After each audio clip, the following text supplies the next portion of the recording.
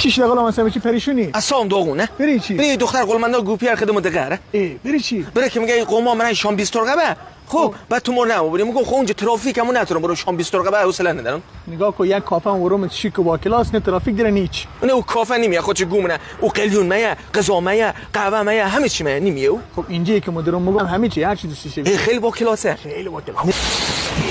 ناشتو بخور میدنی بوری ناسا مجموعه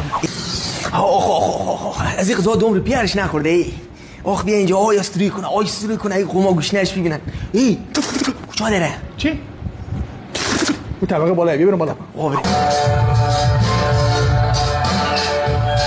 هی اینجا خیلی با کلاسه ولی خیلی گیرونه نه گیرون نیست آیده بدانه درجم فقط 299,000 تومان